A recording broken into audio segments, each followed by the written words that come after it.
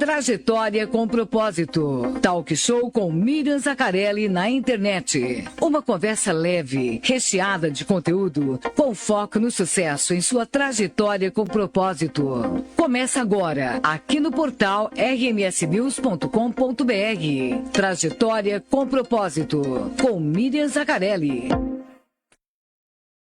Olá, eu sou Miriam Zaccarelli. Sejam muito bem-vindos a mais um encontro do projeto Trajetória com Propósito, que vai ao ar todas as quartas-feiras, às 21 horas, pelo portal rmsnews.com.br e pelas redes sociais do Facebook e YouTube. Receberemos aqui convidados que vão compartilhar suas experiências e os seus desafios e que realmente vivem o seu propósito de vida. Esperamos que sirvam para inspiração, para você encontrar o seu propósito de vida ou quem sabe dar um novo significado a ele. A nossa convidada de hoje é uma pessoa muito especial para mim, eu tenho muito carinho por ela e eu me lembro da primeira vez que eu conheci o trabalho dela, que eu conheci a pessoa. Eu fiquei muito encantada com ela, que é uma pessoa diferente, uma pessoa que vocês vão me dar razão no final do nosso programa. O nome dela é Mariana Lara. A Mariana atua com saúde e desenvolvimento pessoal. Ela ajuda as pessoas a se reconectarem com suas potencialidades pessoais para terem mais coragem para escrever a própria história. Como arte educadora, psicóloga clínica, psicoterapeuta corporal, dança-terapia e facilitadora de rodas de tambores terapêuticas, tem como bases o seu trabalho interdisciplinaridade na saúde, educação, cultura e espiritualidade. Desde 2010, a Mariana atende em consultório. Ela facilita vivências terapêutico-corporais e imersões para públicos intergeracionais, em espaços socioculturais, espaços terapêuticos, em 11 unidades do SESC São Paulo, assim como em ONGs, a formação de educadores, formação de arte terapeutas, agentes de saúde, entre outros. Em 2020, a Mariana criou o Corpo Guiança, mentoria terapêutica e, em 2021, o podcast Corpo Guiança. Mariana, muito bem-vinda, muito obrigada por aceitar o nosso convite, estou super feliz.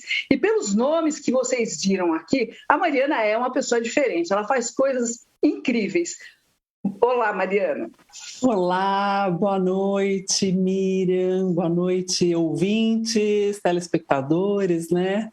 Quero agradecer pelo convite, que delícia estarmos aqui um pouquinho mais perto, apesar do distanciamento, né?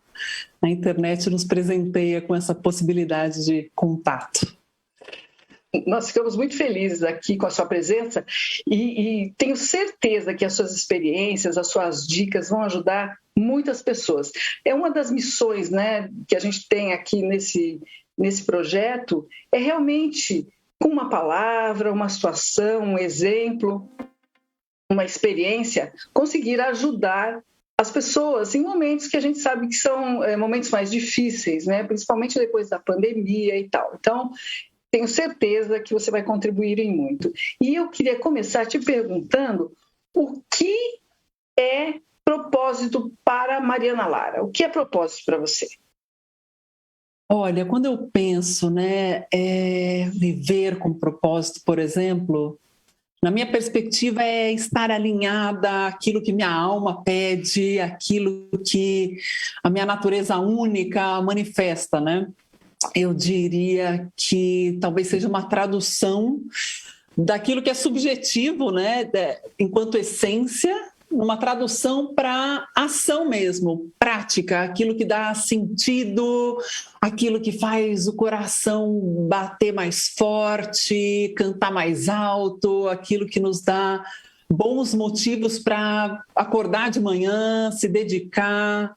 Eu acho que é um alinhamento daquilo que fala com o coração, sabe?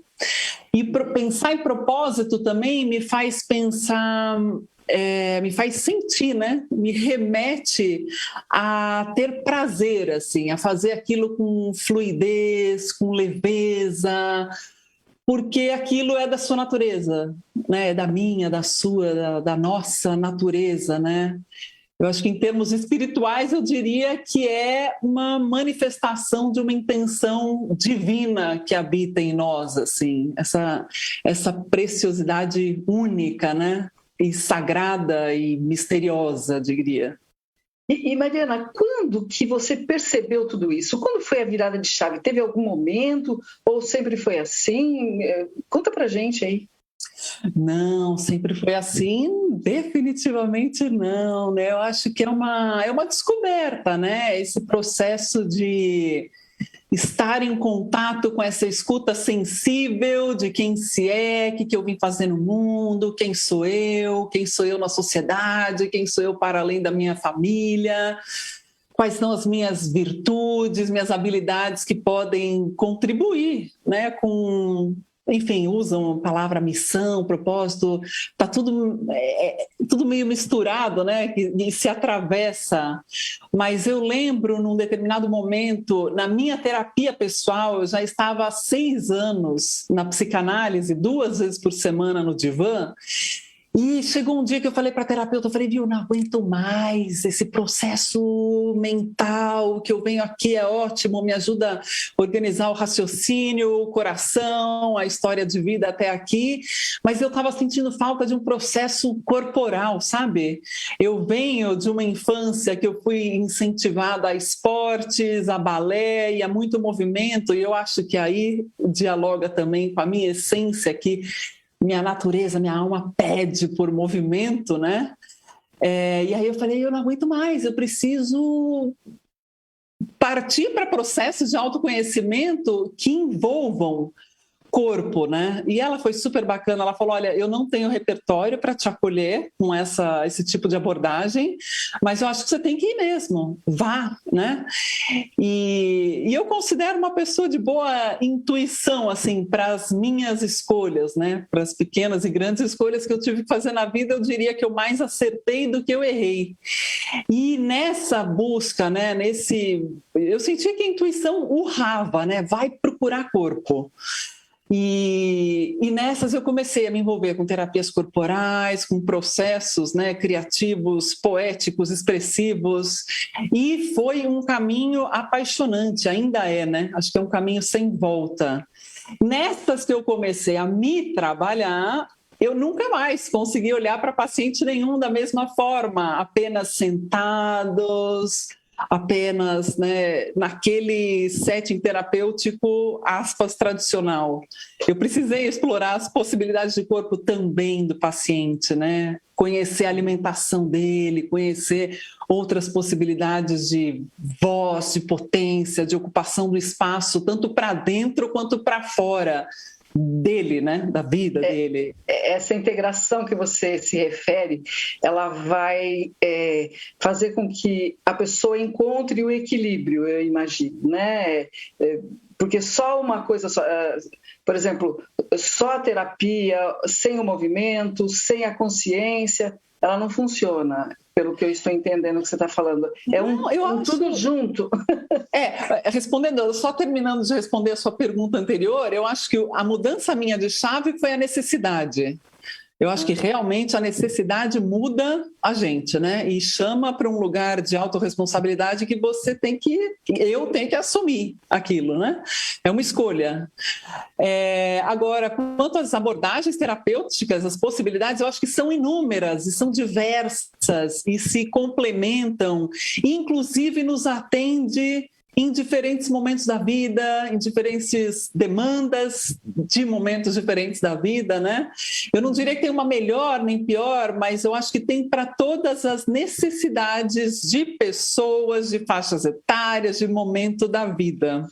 Eu, Mariana, como eu passei por esse lugar de paciente, né, nas terapias, e para começo de conversa, antes de ser psicóloga, eu venho das artes plásticas, venho da arte educação, tem esse processo artístico em mim também, enquanto formação, enquanto espontaneidade desde criança, uma coisa assim, para mim faz sentido, né? Tanto eu me trabalhar como pessoa nessas abordagens poético-corporais, que são a expressão que eu denominei ali, mas também acolher meus pacientes com essas ferramentas, né? Porque são práticas, são ferramentas, é um caminho possível.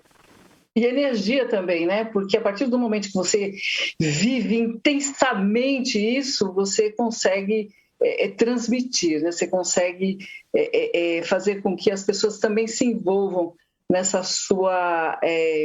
eu não sei nem dizer o que, mas eu acho que é como se fosse uma energia. E eu tive a oportunidade de assistir uma palestra sua há alguns anos, eu acredito que... 7 anos atrás. 7, né? 2014. Ixi, ficou mudo. Eu a convidei para fazer... Voltou. Eu a convidei para fazer parte de um projeto para mulheres empreendedoras. E eu vi, assim, a expressão das pessoas que estavam no auditório, encantadas. Eu acho que isso é muito importante, né? Essa sua espontaneidade. E óbvio, não é só ser espontânea, mas você tem um conteúdo, você tem alguma coisa que vem lá de dentro e que explode. Eu acho que isso que é bacana. Parabéns, viu, Mariana? Eu sempre... Ai, que delícia ouvir isso! Que gostoso! Que vem de dentro e explode. Ai, me identifiquei.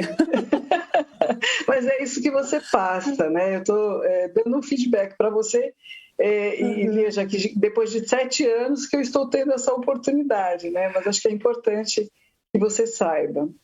Ai, que delícia! Eu gosto realmente do que eu faço, me faz sentido. E você acha, Mariana, que assim, o propósito, ele determina as atitudes e as ações de uma pessoa? Olha, o propósito determina as atitudes e ações. Eu acho que muitas vezes a gente passa, né, muito tempo da nossa vida buscando conhecer esse nosso propósito. Talvez na infância, na escola, nas famílias, talvez falte esse lugar de ajudar com que a criança se aproprie das próprias virtudes e habilidades inatas a ela, né? Que são espontâneas, que estão ali desde sempre. Então, acho que num processo formativo, para depois na adolescência e na vida adulta, muitas vezes é uma dificuldade. E eu vejo, né, pessoas que passam muitas décadas na vida, até ousam dizer que uma vida inteira sem se apropriar do próprio propósito, sem ter essa clareza ou sem ter a coragem de mergulhar nessa direção. Você acha que isso se deve, só para complementar o que está falando, a gente percebe que alguns pais, normalmente, ou professores, tal, têm muita influência na vida da criança e às vezes fala muito não, deixa a criança acreditando que ela não pode. Então, eu acho que isso também é uma limitação que depois nem sempre a pessoa, quando adulto, consegue se libertar disso, né? Fica com aqueles sabotadores internos. Como você é da área, eu estou abordando isso porque eu acho que o seu ponto de vista é muito importante.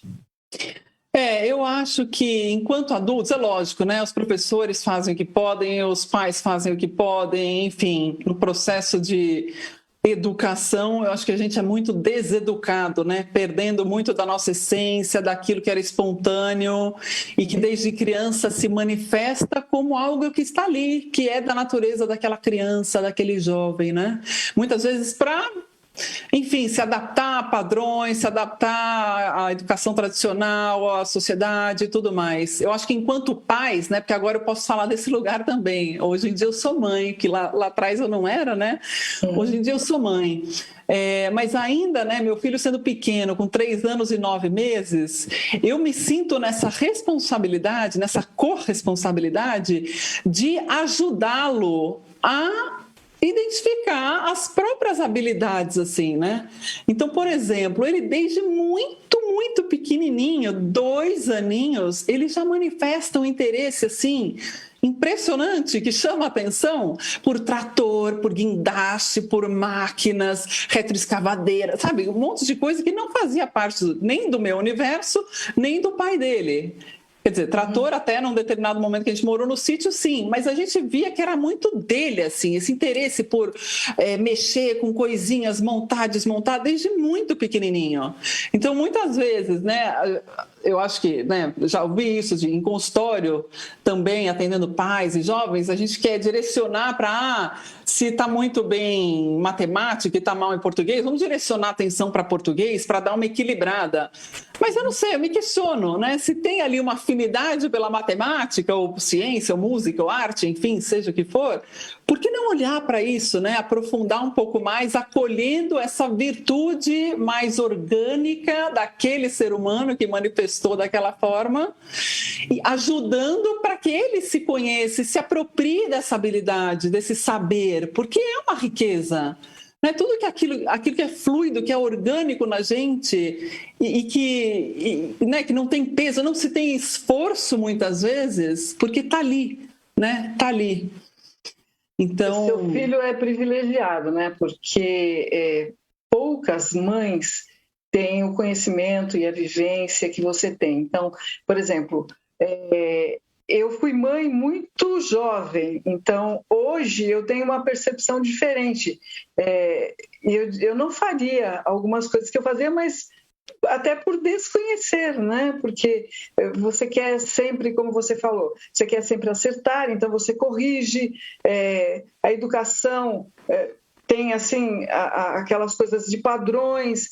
E eu tenho certeza que eu poderia ser uma mãe muito melhor hoje com o que eu sei. Mas, né, tudo na vida é a questão do momento. Mas eu considero que o seu filho é privilegiado de ter uma mãe com esse conhecimento e com esse cuidado. E não sei, talvez a gente pudesse promover até algumas coisas, como você bem faz, para que as mulheres e também, né, não só as mães, mas os pais, porque é um conjunto, a educação, tenham mais conhecimento nessa área, né? A gente vai torcer para que esse movimento aí aumente, porque acho que é muito importante a consequência, né, que ele vai ter na vida dessas crianças depois quando forem adultos. Mas parabéns, muito legal.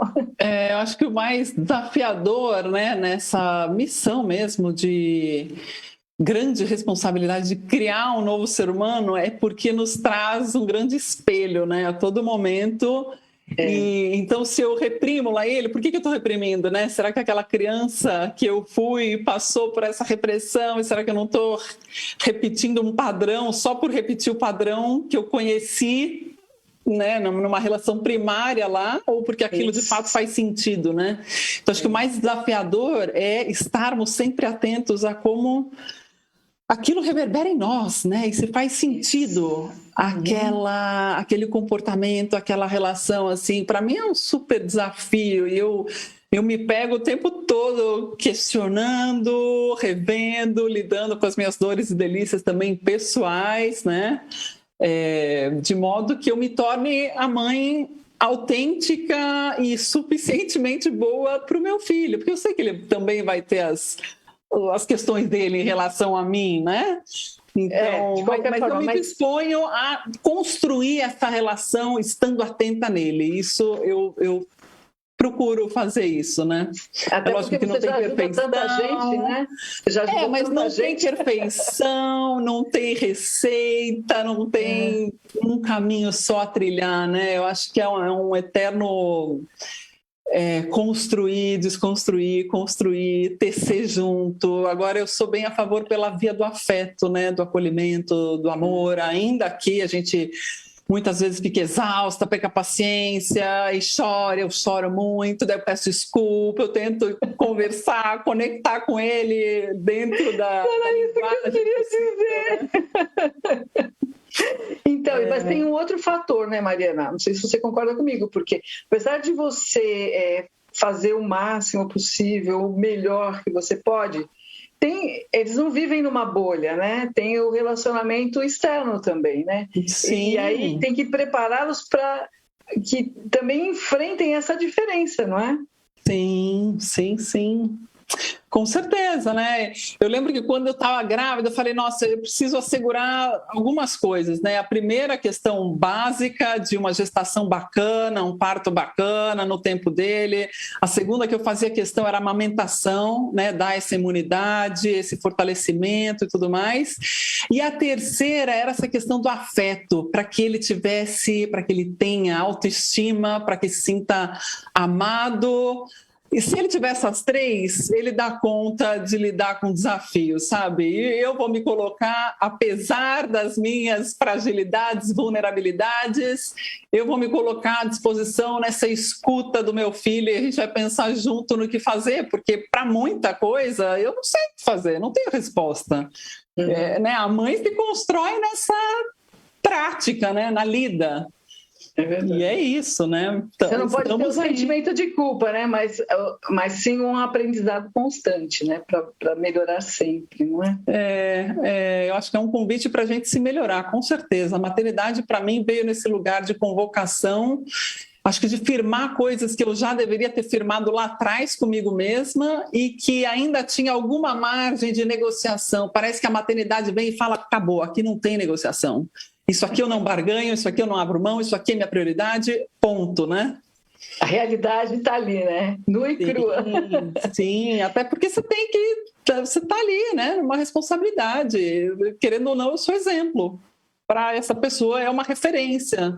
Então, acho que tem coisas que pai e mãe têm que colocar mesmo, né? Se posicionar perante a vida, as relações, os valores, enfim. É verdade. E assim, nesse seu trabalho, né, de terapia, das rodas, dos tambores, eu fico sempre muito curiosa. Conta pra gente, assim, teve alguma coisa que você achou que foi, assim, muito interessante, alguma coisa que você não esperava e que teve um resultado muito melhor com as pessoas? Miriam, eu acho que você tem que vir numa das vivências, isso que eu acho, porque tem coisas que se eu falar, eu não sei, assim, eu tenho esse hábito de perguntar para as pessoas como é que elas chegaram até mim, o que despertou o desejo nelas de participar, como é que elas saíram em relação a como elas entraram. E esse trabalho das rodas de tambores, né? Uma vez eu estava procurando um tambor e aí caí num link de um professor que facilitava rodas de tambores, dava uma formação, tal, caí no curso dele. Mas eu estava achando que, já que eu trabalho com educadores, com jovens, é uma forma de lidar com integração, né? Quebrar o gelo, socializar e tal. E quando eu fui para as rodas, eu senti algo muito forte em mim, assim, né? Vibração no corpo, liberação de emoção, de tensões e tal. E aí eu trabalhava num lugar que tinham instrumentos de fanfarra fechados num armário. Eu descobri isso no dia seguinte ao curso.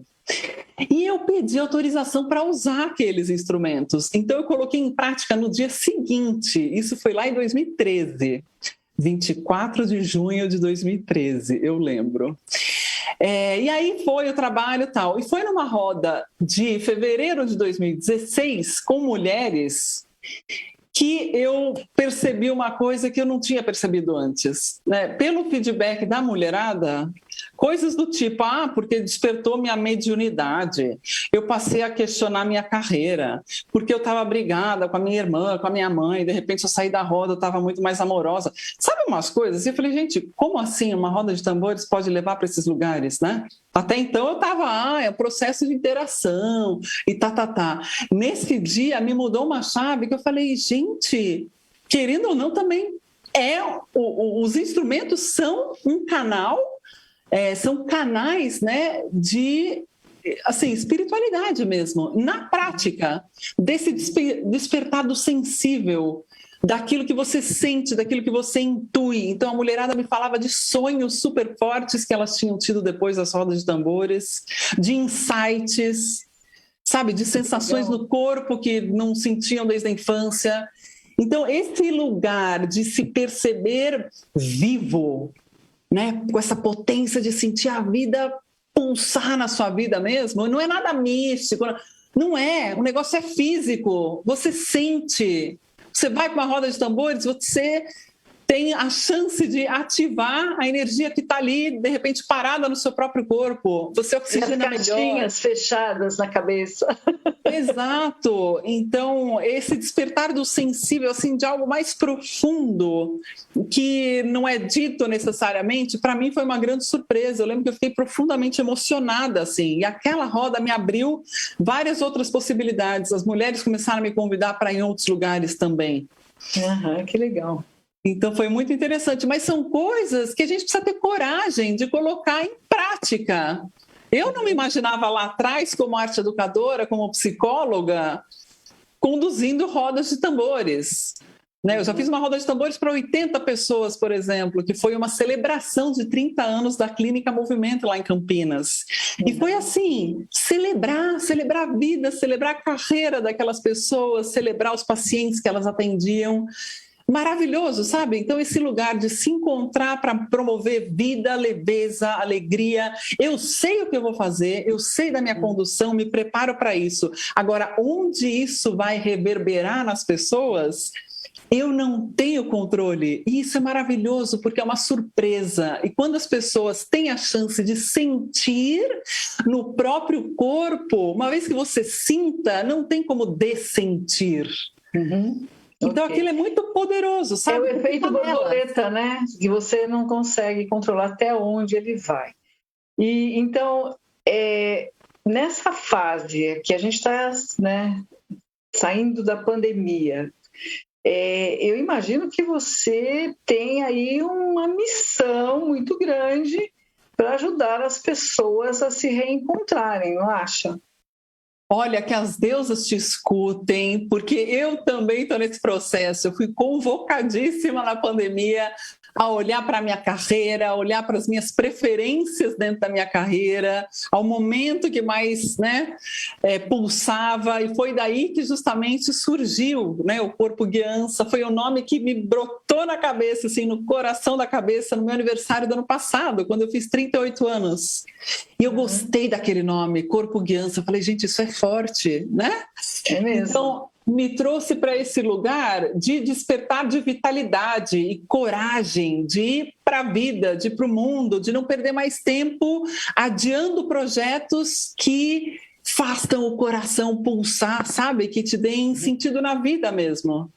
E aí eu traduzi isso para o online, porque eu falei, gente, eu sempre fui das pessoas, né? Eu aprecio muito o silêncio, o estar comigo mesma, e eu preciso disso para estar com o outro, individualmente, conduzir os grupos. Mas essa possibilidade de nos conectarmos para além da limitação geográfica, né, do presencial, isso é maravilhoso. Ontem eu conduzi uma vivência online, por exemplo, que tinha de Salvador, de Bauru, de Dourado, São Paulo, Sorocaba, e essa possibilidade do encontro pela via da ferramenta corporal online, quando que eu imaginava isso lá atrás? Então, a partir de uma necessidade minha, e, enfim, daí fui aprimorando e tal, mas assim, tiveram dores e delícias no caminho também, para eu me descobrir nessa história, né?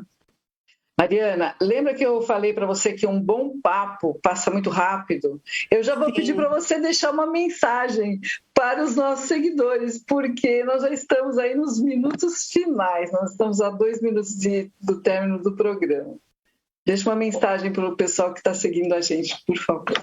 Eu acho que é coragem.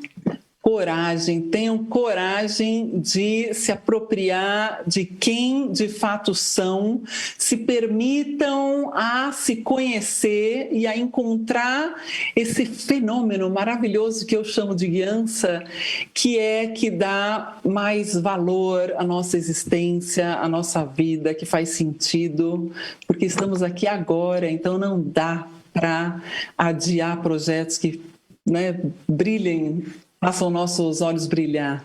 Coragem, essa é a minha mensagem. Mariana, que delícia, muito obrigada. Você contribuiu muito, tenho certeza que tem muita gente repensando a vida. E para achar você, como é que pode fazer? Está no Instagram? Olha, o Instagram está como Oi Marilara. O meu site é o marianalara.com.br. E aí tem o podcast Corpo Guiança, Tem YouTube, tem Facebook, tem todos, mas os principais são o Instagram e o site, eu diria. Muito obrigada mesmo. Fiquei super feliz em ter você aqui e sempre um aprendizado com você. Eu te agradeço muito pelo convite, viu? Que delícia! Que bom. Pessoal, eu espero que o projeto Trajetória com Propósito possa inspirar você para encontrar o seu propósito e viver feliz. Eu quero agradecer a participação da Mariana Lara, também da equipe da RMS News, ao espaço do professor Cris, professor de canto. E lembrem-se, todas as quartas-feiras, às 21 horas, estaremos aqui ao vivo no portal rmsnews.com.br e nas redes sociais do Facebook e YouTube. Se você gostou, curta e compartilhe. Até a próxima. O portal rmsnews.com.br apresentou Trajetória com Propósito, talk show com Miriam Zaccarelli na internet. Disponível nas redes sociais, YouTube e Facebook, do portal rmsnews.com.br. Também em podcast no Spotify e Google Podcast. Trajetória com Propósito.